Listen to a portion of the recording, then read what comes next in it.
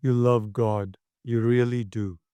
But somewhere along the way, and you're not even sure exactly when it happened, it stopped feeling like love and started feeling like labor. You pray because you are supposed to. You read the Bible because you feel guilty when you don't. You serve, you show up, you say the right things, but inside there is a tiredness that Sunday morning can't fix, and a quiet voice that says, I don't know how much longer I can keep doing this. And the worst part, you feel ashamed of that voice because you think it means your faith is weak, that a stronger Christian wouldn't feel this way, that something is wrong with you. I want to tell you today nothing is wrong with you, but something is wrong with the gospel you were handed. And those are two very different problems with two very different solutions. Because here's what makes Christian burnout so uniquely painful. It's not like regular burnout. Regular burnout you can fix with rest, boundaries, a holiday.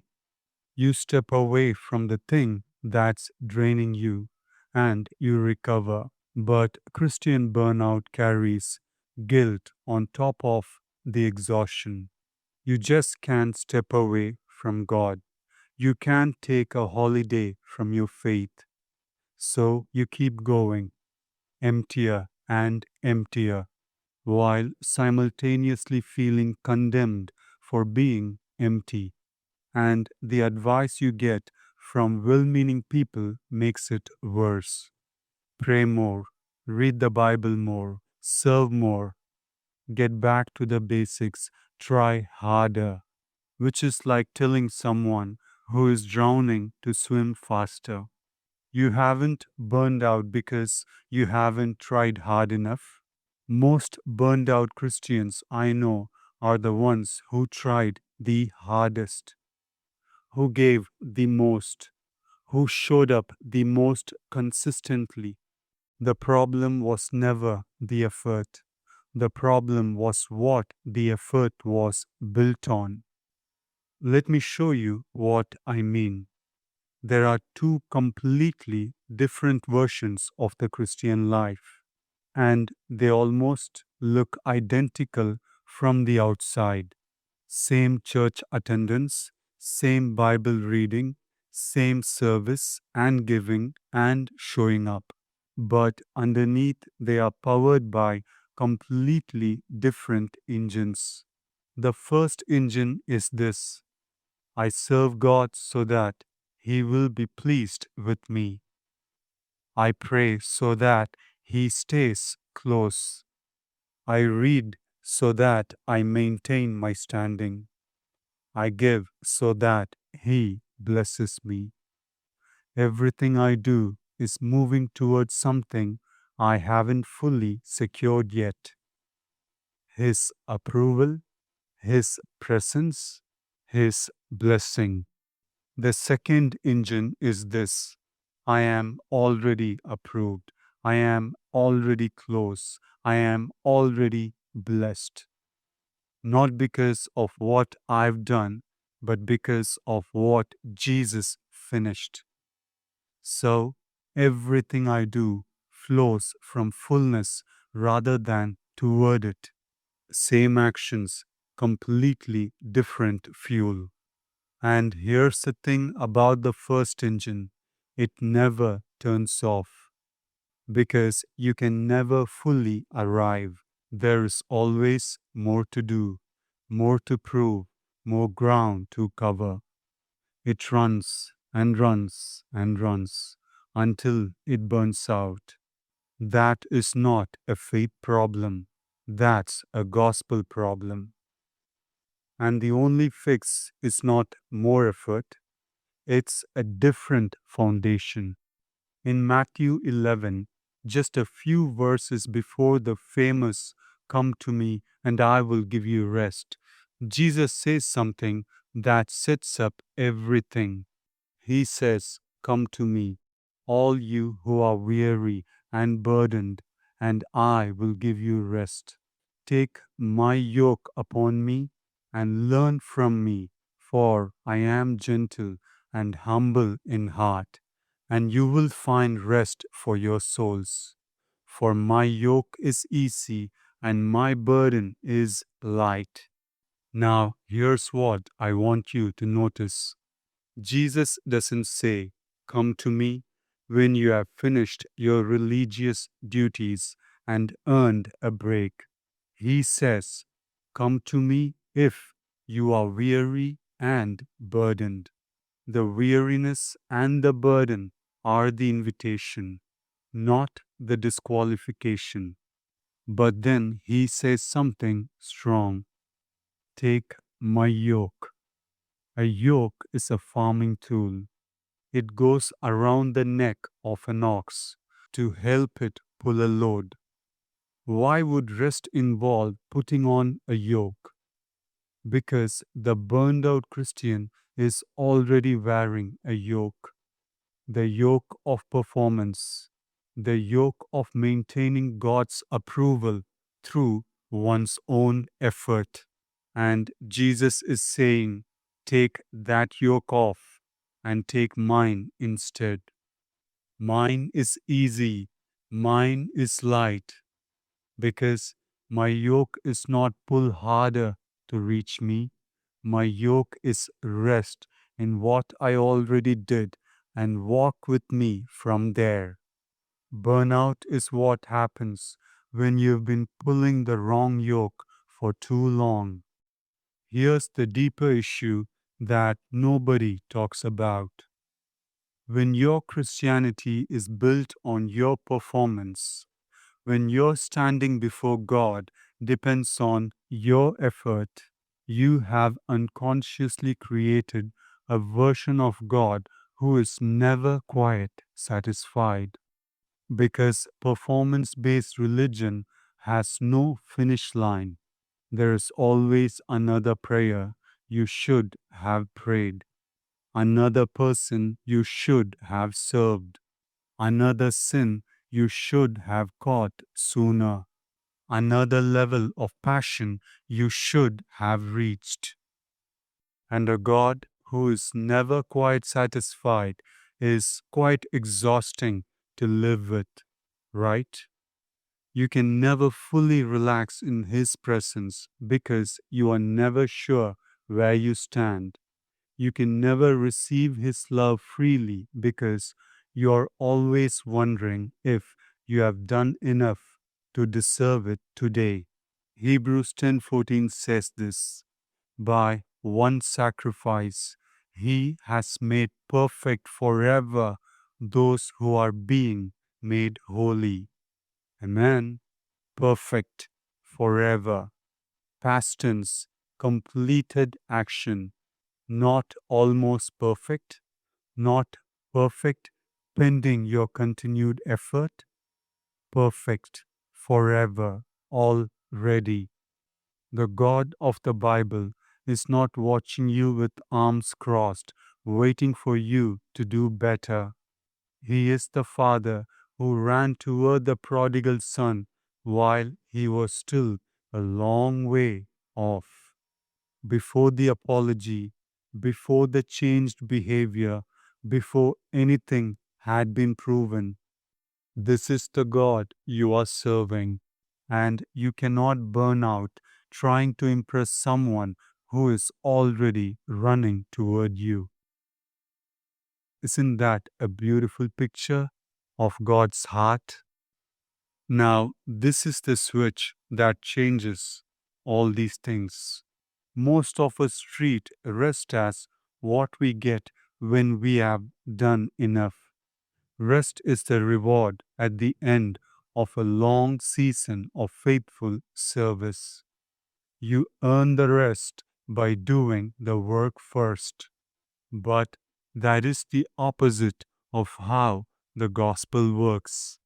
Hebrews 4:10 says, "Anyone who enters God's rest also rests from their own work, just as God did from His. You enter the rest first, and then the work flows from the rest, not toward it. Think about what this means practically. You don't pray to get close to God. You pray from a place of already being close. You don't serve to earn His blessing. You serve because you are already blessed and it overflows. You don't read the Bible to maintain your standing. You read because you are already secure and you want to know Him more. Same actions, but now they are not labor, they are response. A branch doesn't strain to produce fruit, it rests in the vine and fruit appears. That is not passivity. The branch is fully alive and fully active, but the activity comes from connection, not from effort disconnected from the source. You were never meant to generate the life yourself. You were meant to receive it and let it flow through you. That's not a lower standard, that's the actual gospel. Let me give you a picture that I think will stay with you. Imagine two workers in the same office, same job, same hours, same tasks. The first worker is on probation. They were told, perform well for long enough and you will get the permanent position. So every day they come in carrying that weight. Every mistake feels catastrophic. Every good day is relief, but not peace, because tomorrow they have to prove it again.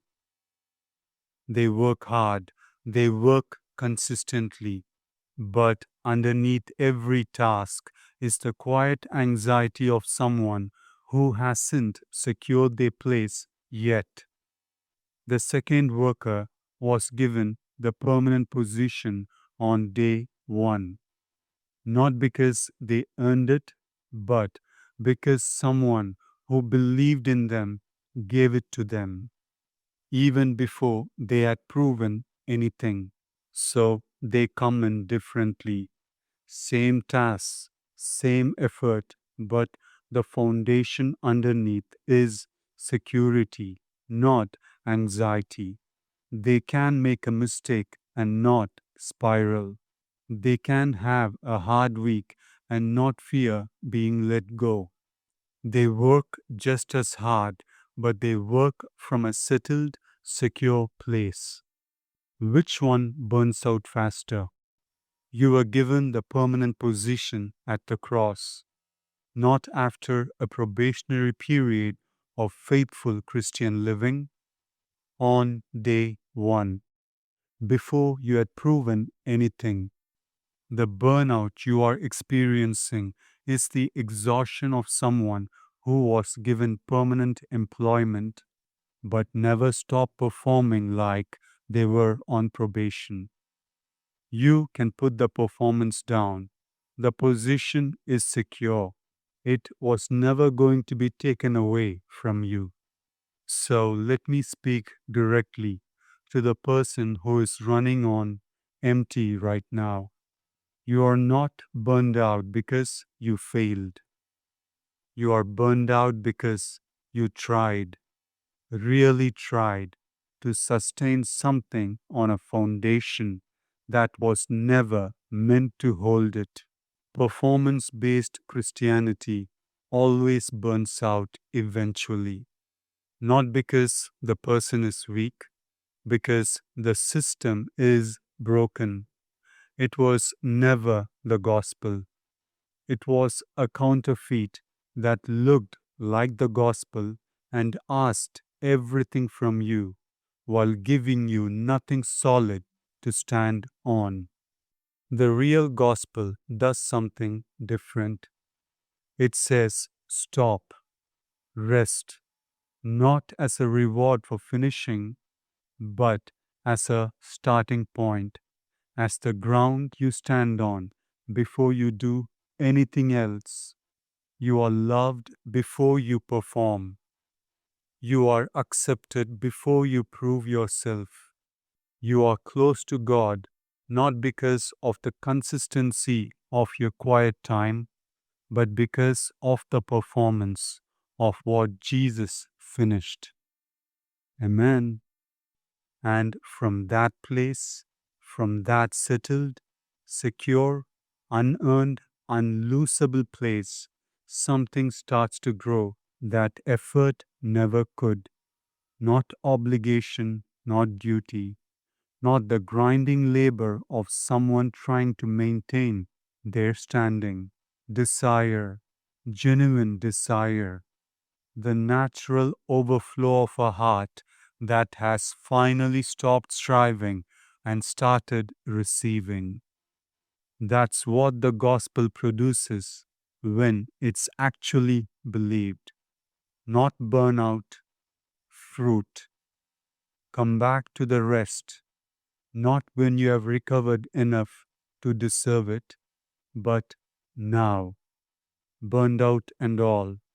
The invitation has no prerequisites. If something shifted for you today, subscribe. Every week on this channel, we take the weight that religion puts on people and bring it back to what Jesus actually said: grace that is real, rest that is deep, and a gospel that is actually good news. And if this resonated, I want to recommend two other videos that go even deeper into what we talked about. The first is on why trying harder never brings freedom.